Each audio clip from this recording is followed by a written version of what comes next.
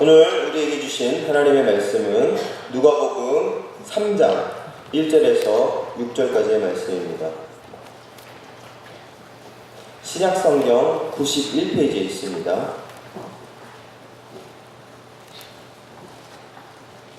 누가복음 3장 1절에서 6절까지의 말씀을 제가 봉독하겠습니다. 디베레오 황제가 통치한 지 15해 곧 본디오 빌라도가 유대 총독으로, 헤롯이 갈릴리의 분봉왕으로, 그의 동생 빌립이 이두레와 드라고니 지방의 분봉왕으로, 루사니아가 아빌레네의 분봉왕으로, 안나스와 가야바가 대제사장으로 있을 때에 하나님의 말씀이 빈들에서 사가랴의 아들 요한에게 임한지라. 요한이 요단강 부근 각 처에 와서 죄사함을 받게 하는 회개의 세례를 전파하니 선지자 이사야의 책에 쓴 바 광야에서 외치는 자의 소리가 있어 이르되 너희는 주의 길을 준비하라. 그의 오실 길을 곱게 하라. 모든 골짜기가 메워지고 모든 산과 작은 산이 낮아지고 굽은 것이 곧아지고 험한 길이 평탄하여질 것이요 모든 육체가 하나님의 구원하심을 보리라 함과 같으니라. 아멘. 매 연말마다 미국의 시사 주간지 타임지가 선정하는 것이 있습니다. 그것이 무엇인지 아십니까? 바로 올해의 인물입니다. 전 세계에서 가장 큰 영향력을 끼친 인물 후보군을 나열해서 독자의 투표로 선정하는 방식으로 타임지는 매해 연말 마지막 지로 그렇게 올해의 인물을 선정합니다. 그래서 타임지가 선정하는 그 올해의 인물 대부분은 지도자들이거나 엘리트들인 경우가 많습니다. 2014년도에 타임지가 선정한 올해의 인물은 누구일까요? 바로 이볼라 의료팀입니다. 한 사람이 아닌 단체였죠. 이때는 아프리카의 라이베리아, 기니아, 시에라리온과 같은 곳에서 이볼라 감염이 시작되었을 때 자신의 목숨도 아끼지 않고 그들의 치료를 위해 도왔던 그 의료팀을 위해서 그렇게 올해의 인물로 선정했습니다. 2015년도에는 누가 선정됐을까요? 독일 총리인 앙겔라 메르켈입니다. 그렇다면 2016년도에 누구일까요? 도널드 트럼프 대통령입니다. 2017년도에 누구일까요, 여러분들? 2017년도에도 한 인물이기보단 좀 불특정 다수입니다. 바로 다수의 성폭력으로 고통받고 있는 침묵을 깬 폭로자들, 우리가 잘 알고 있는 미투 운동의 사람들이 2017년도 타임지 올해의 인물로 선정됐습니다. 그렇다면 여러분들에게 질문 드리겠습니다. 올해는 아직 나오지 않았습니다. 지금 투표가 진행 중인데요. 그렇다면 올해 타임지가 선정한 올해의 인물은 누구일까요? 예, 모를 거라 생각하고 제가 준비해 왔습니다. 바로 BTS입니다. 여러분들 BTS가 누군지 아십니까? 방탄소년단이라고 조금은 생소한 이름일 수 있지만 우리나라의 아이돌 가수 그룹입니다. 지금 현재 이 BTS 방탄소년단이 1위를 달리고 있습니다. 그래서 올해 타임지가 선정한 인물로 방탄소년단 BTS가 되지 않을까 그렇게 많은 사람들이 예상을 하고 있습니다. 왜냐하면 당시 모든 음악, 팝 음악의 주류는 서구인들이었습니다. 그런데 최초로 아시아인이 이 음악 시장을 장악하고 또한 많은 이들에게, 청소년들에게 큰 영향력을 행사했던 점에서 이렇게 평가를 받고 있습니다. 이처럼 각 시대를 대표할 만한 사람이 누구인지 사람들은 그것을 관심을 갖고 있습니다. 그래서 타임지나 여러 주간지나 여러 언론에서는 올해의 인물, 올해의 그런 어떤 주목할 만한 사람으로서 사람을 선정하여서 이렇게 사람들을 드러내고 있죠. 우리는 그런 사람들을 영웅이라고 부릅니다. 한 시대를 대표하는, 한 세대를 대표하는 인물로서 우리는 영웅을 기억하고 있습니다. 그런데 오늘 말씀에서도 이러한 영웅들이 등장하고 있죠. 그런데 이 오늘 말씀에서 나오는 이 영웅은 우리가 알고 있는 이런 지도자급, 엘리트급, 어떤 한 시대를 대표할 만한 사람으로서의 영웅의 모습과는 조금 다릅니다. 어떤 모습인지 한번 알아봤으면 좋겠습니다. 먼저 오늘 말씀 1절, 2절에서는 당시의 시대적인 상황을 설명하고 있습니다.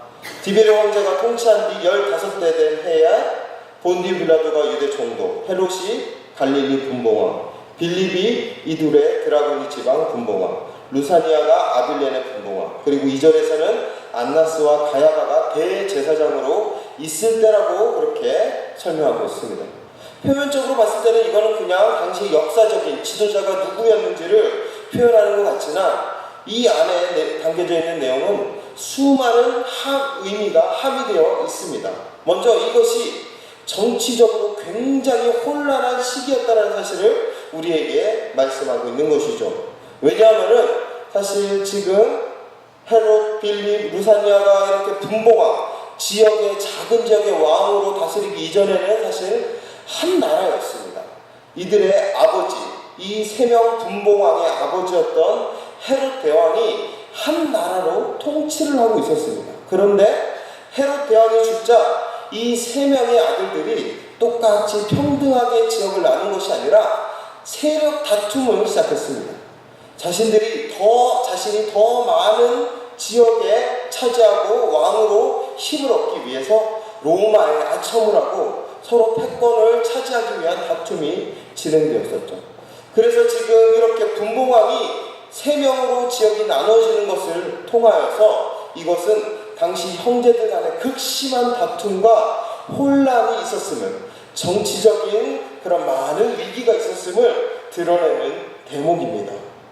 그리고 2절에서는 안나스와 가야바가 대제사장으로 있었다라고 고백하고 있습니다. 이것도 표면적으로는 아무런 문제가 없어 보이지만 당시의 종교적인 위기를 또한 드러내고 있습니다. 왜냐하면은 대제사장은 한 명이었습니다. 한 명이었고 종신직이었습니다. 죽을 때까지 한 명이 감당해야 되는 것이 대제사장이었습니다. 그런데 로마가 이스라엘을 정복하자 이 종신직을 임기제로 바꾸었던 것이었죠. 그래서 안나스가 먼저 대제사장이었습니다. 그리고 가야바는 사실 안나스와 장인과 사위의 관계였죠. 이 안나스는 일선에서 물러난 대제사장이 있고, 그리고 현재 가야바가 대제사장이었는데 성경은 가야바가 대제사장이라고 한 명만 언급한 것이 아니라 안나스라는 이 장인의 대제사장 이름도 언급했습니다. 이것이 무엇을 뜻하는 것인지 성도님들은 알고 계신가요? 이 말은 결국 그것입니다. 공식적으로는 가야바가 대제사장이지만 실질적인 영향력을 행사하는 대제사장은 안나스라는 것입니다. 종교 지도자가 지금 2명으로 나뉘어서 그렇게 종교 안에서도 치열한 갈등과 다툼이 일어나고 있다는 것입니다. 정치적으로는 백성들을 위해 정의와 사랑으로 통치할 왕은 전혀 없고, 자신들의 야망을 채우기 위해 형제들끼리 암투만 벌이고 있는 현실을 누가복음 1장에서 우리에게 이야기해주고 있고, 누가복음 3장 2절에서는 종교적으로는 하나님의 말씀을 대언하고 하나님 앞에 온전히 예배를 드려야 될 대제사장들이 자신의 기득권 챙기기에만, 자신의 그런 어떤 영향력 행사하기에만 급급하는 이런 현실을 보여주며 당대 이 이스라엘의 사회가 소망이 없다는 것을 누가는 3장 1절 2절에서 우리에게 이야기를 하고 있습니다. 이런 막막한 현실 속에서 사람들이 기대하는 것이 있습니다. 그것이 무엇이죠? 바로 영웅입니다. 위기의 순간 속에서 자신들을 구원해줄 영웅, 이스라엘 백성의 그 모든 혼란한 정세 속에서 이 모든 것들을 정리하고 단번에 로마의 압제에서 자신들을 구원할 메시아, 자신들이 원하는 그 영웅을 이스라엘 사람들은 기다리고 있었습니다. 그래서 언제나 그들은 사실 정치에 실망하지만 정치에 집중했습니다. 그래서 오늘 누가복음 3장 1절 2절의 말씀은 많은 사람들이 주목하고 있는 곳이 어디인지를 또한 이야기하고 있는 것입니다. 당시 분봉왕의 다툼으로 인하여서 정치적으로 혼란했지만 여전히 사람들은 왕국을 보며 누가 진정으로 우리의 지도자가 될 것인지 기대하고 있었던 것이었죠. 종교적으로도 자신들을 이끌어줄 영적 지도자가 부재한 상황이지만 여전히 이스라엘 백성들은 성전을 보며 누가 진짜 우리를 하나님의 뜻대로 이끌어줄 그런 지도자가 될 수 있을까 라며 성전을 바라보고 있습니다. 그렇게 많은 이스라엘 백성들은 그렇게 성전을 향해 왕궁을 향해 자신들의 영웅이 누가 될지 기대하고 소망하고 있었던 것이었죠. 그런데 누가는 반전을 일으키고 있습니다. 많은 사람들이 왕궁과 성전에 집중하여서 누가 영웅이 될까 주목하고 있었을 때 하나님의 말씀은 다른 곳에 주목하고 있었습니다. 하나님의 말씀은 빈들에 있는 사가랴의 아들 요한에게 집중하고 있었던 것이었죠. 왜 그랬을까요? 우선 이 세례 요한은 빈들에 있었습니다. 여러분, 빈들이 어떤 곳이었냐면 우리가 잘 알고 있는 광야를 신약에서는 빈들로 많이 설명되고 있습니다. 하나님의 말씀은 왕궁이 아닌 저 거칠은 광야에 있는 사가랴의 아들 한 광인과 같은 요한에게 집중하고 있다라고 그렇게 증언하고 있는 것이죠. 왜 그런 것일까요? 사실 사람의 역사는, 인간의 역사는 왕궁, 그런 어떤 지도자 엘리트에 집중되어 있지만 하나님의 역사의 시작, 하나님의 역사의 눈길은 광야에서 출발하고 있었기 때문에 그렇습니다.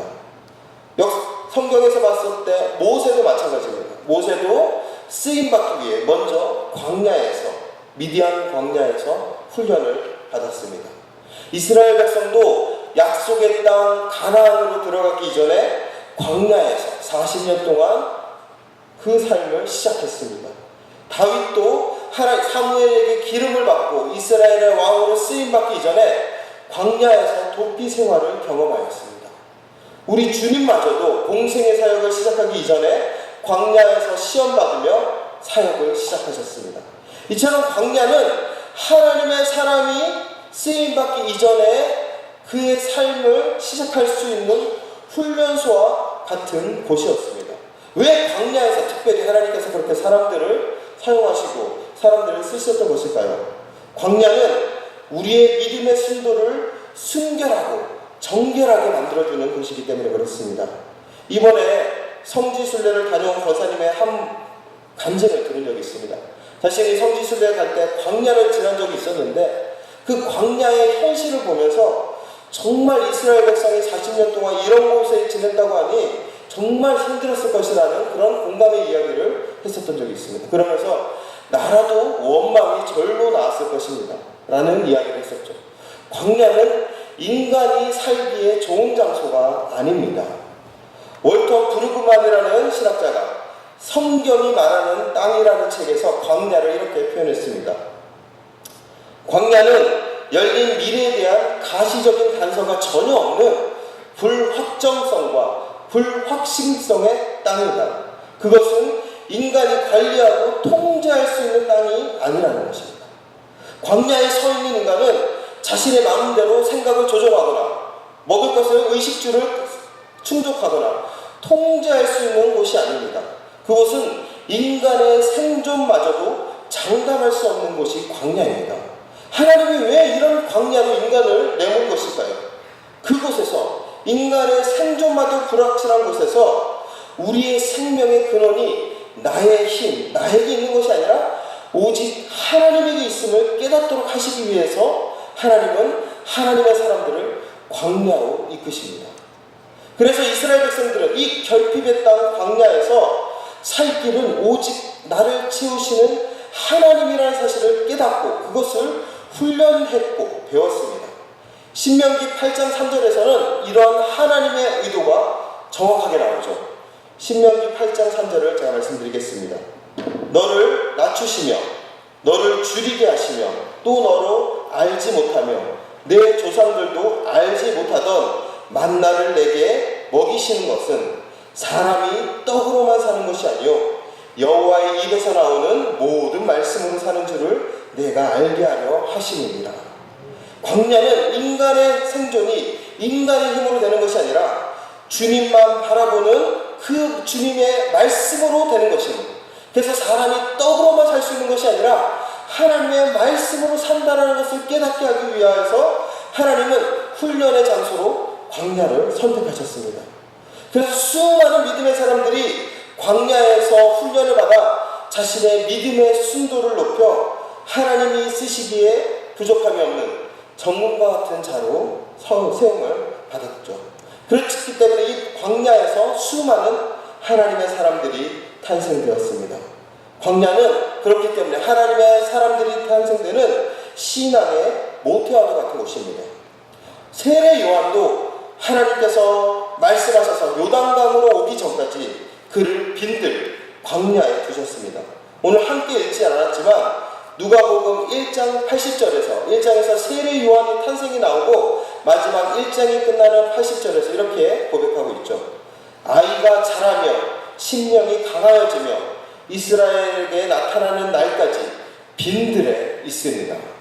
세례 요한은 이스라엘에게 나타나는 그날까지 자신을 연단하며 자신이 떡으로만 사는 것이 아니라 말씀으로 사는 말씀에 붙잡힌 자, 말씀에 사로잡힌 자가 되기 위하여서 그는 광야, 빈들에 있었습니다. 이 하나님은 이러한 사람들 통하여서 하나님의 위대한 계획을 세우시고 그 계획을 역사 가운데 실행하십니다.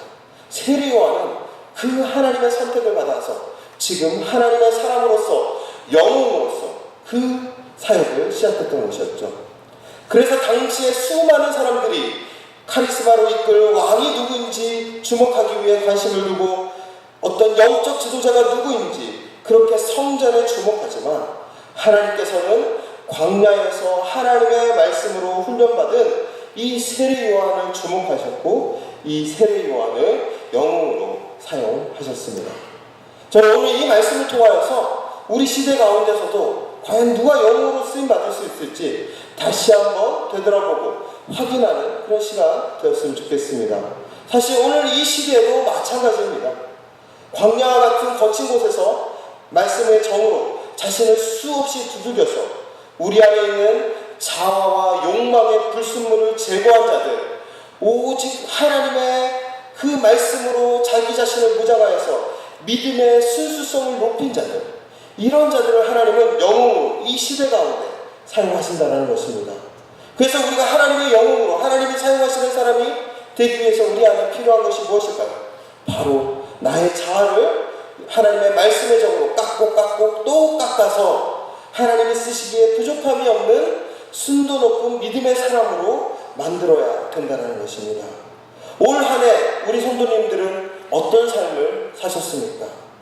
혹여나 올 한 해의 삶이 깎이고 또 깎이고 나 자신이 한없이 깎이는 연단의 시간이었다면 이 한 해는 광야 훈련소라는 사실을 우리가 기억해야 할 것입니다. 그렇기 때문에 이 한 해의 그 고통은 우리에게 저주가 아닙니다. 그것은 우리에게 하나님이 우리를 버리시는 것이 아니라는 것을 우리가 깨달아야 합니다. 오히려 하나님이 지금 우리를 준비시키고 있습니다. 내 안에 하나님이 쓰시기에 합당하지 않는 것이 있기 때문에 지금 하나님이 말씀의 정으로 그것을 계속 치고 계신 것입니다.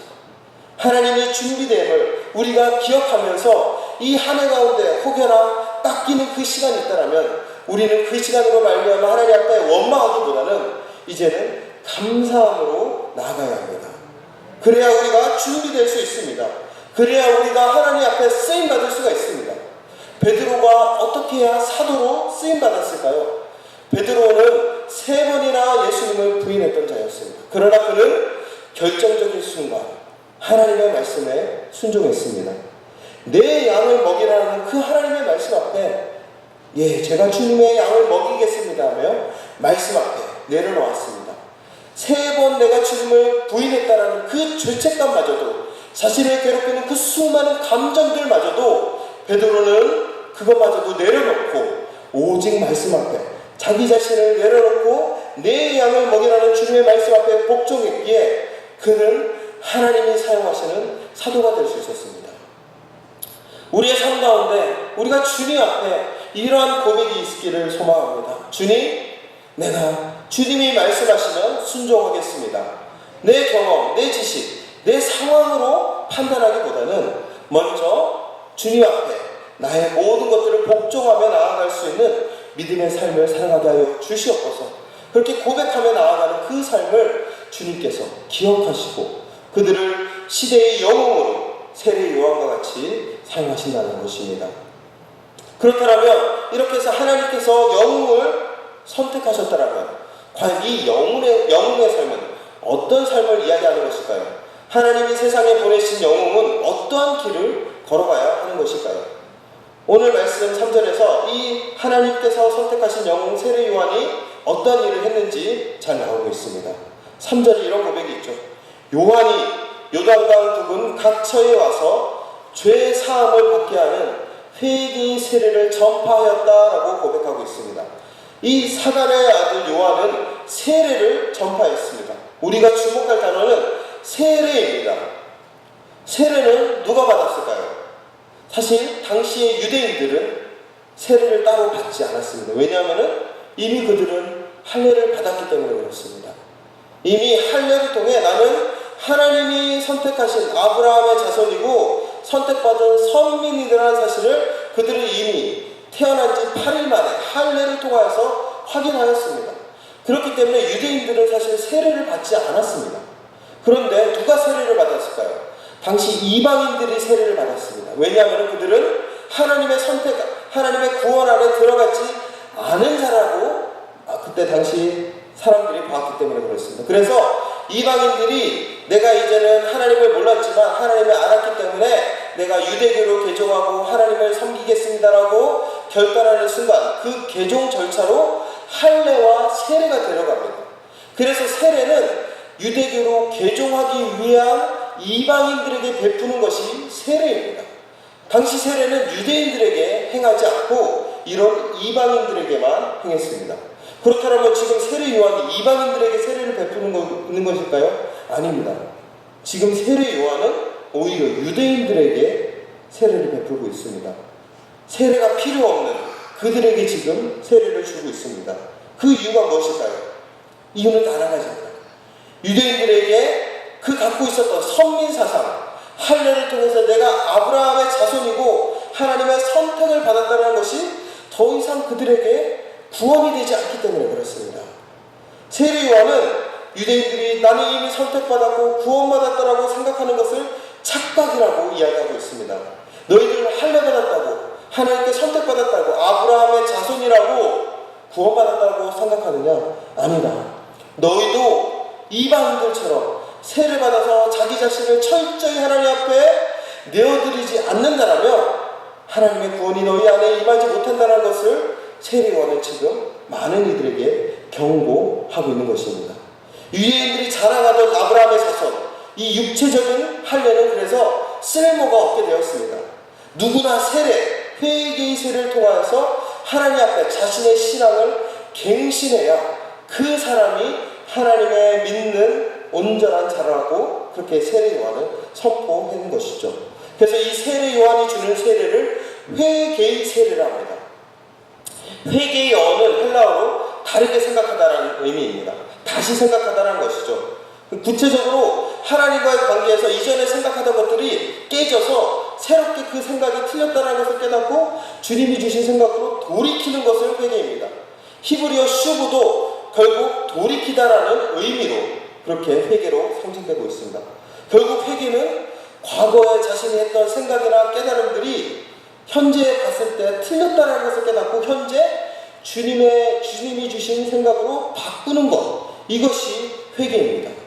이 유대인들에게 회개는 그렇다면 무엇일까요? 바로 과거에 자신들이 아브라함의 자손이라는 족보가 중요하다고 생각했지만 현재 내 삶에서 보니까 아브라함과 같은 믿음이 없으면 그것이 다 헛것임을 깨닫는 것이 회개입니다.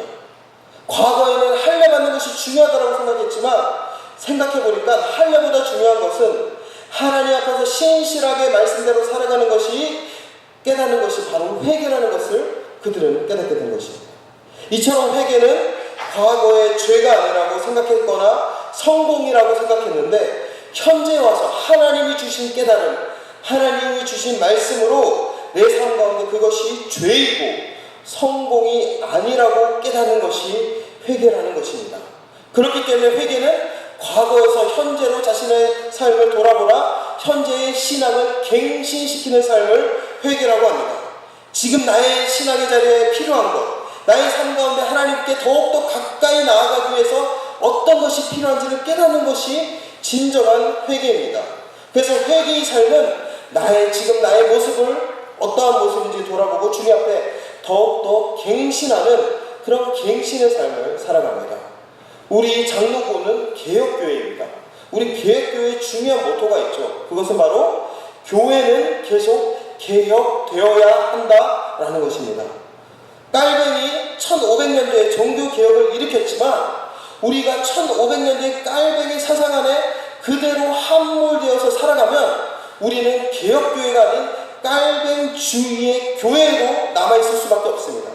그러나 종교개혁 이후에 매 순간마다 현재 가운데 역사하시는 하나님의 뜻을 온전히 깨닫고 교회가 갱신되고 우리의 신앙을 갱신하며 살아간다면 우리는 교회가 계속 개혁되는 개혁교회의 중요한 목적대로 살아가는 참된 개혁교회가 된다는 것입니다.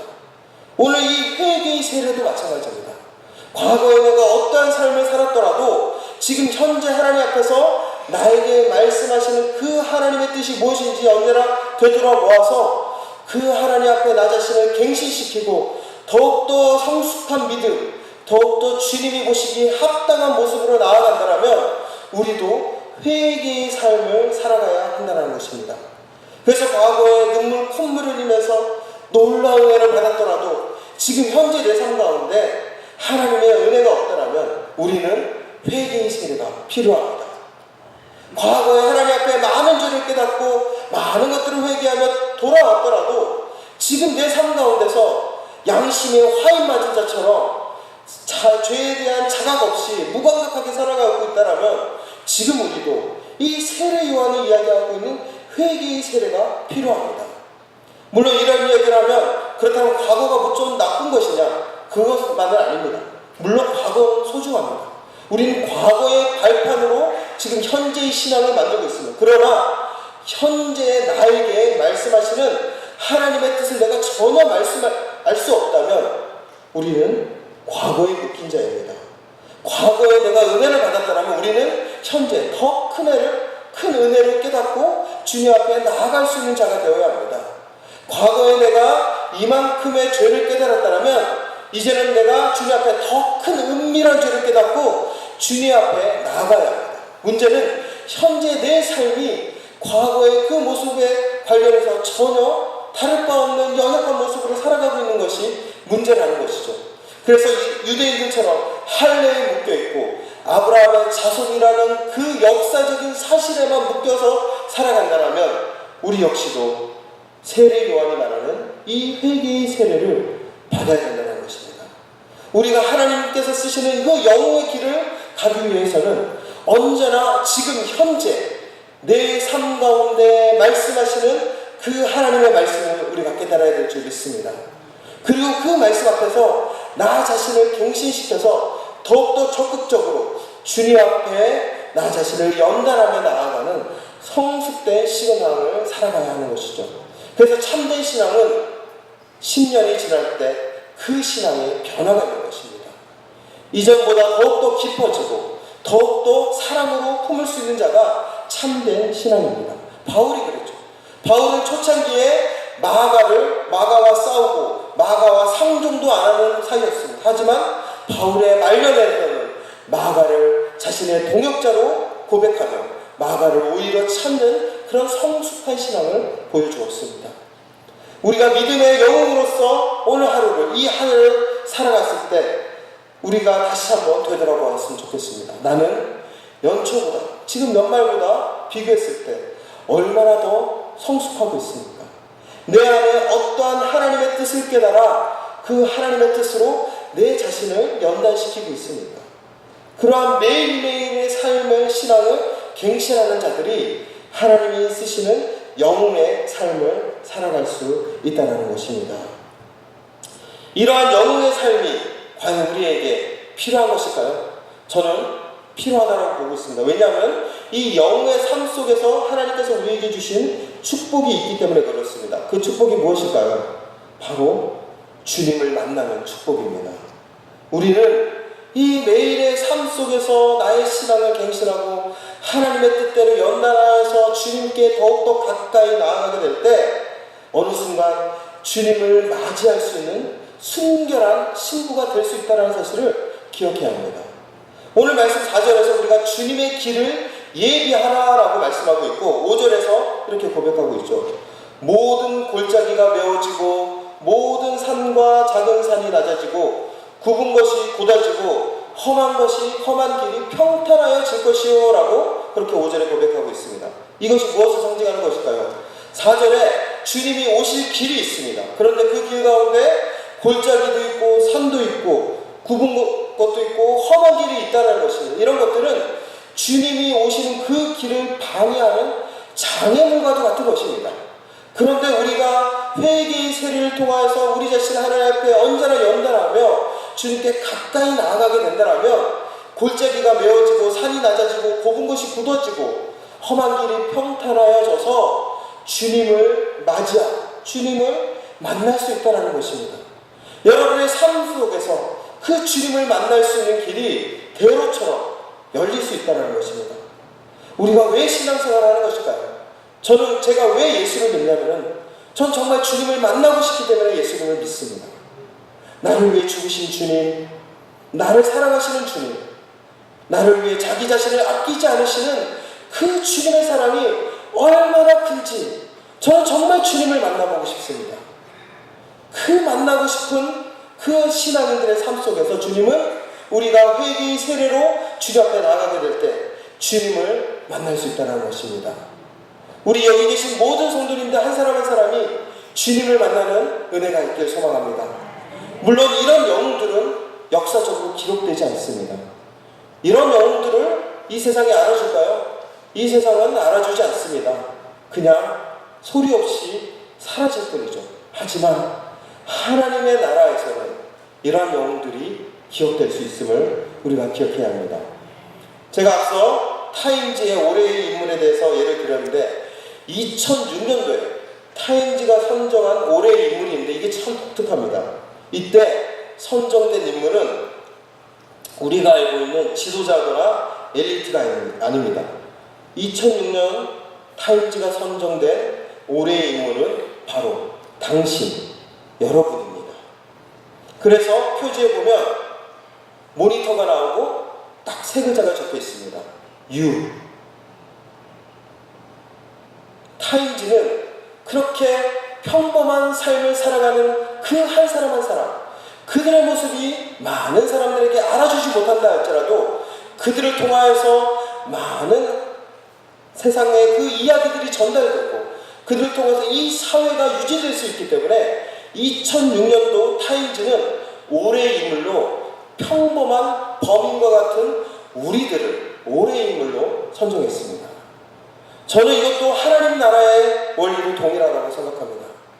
우리가 매일매일 주님께 더욱더 가까이 나가기 위해 회개하며 말씀 앞에 우리 자신을 연단하며 살아가게 될 때 세상은 우리를 알아주지 않습니다. 그러나 하나님 나라에서 올해의 인물은 아마 그렇게 묵묵히 하나님의 말씀 앞에 자신을 연단하며 살아가는 여러분들, 한 사람 한 사람이 될 것입니다.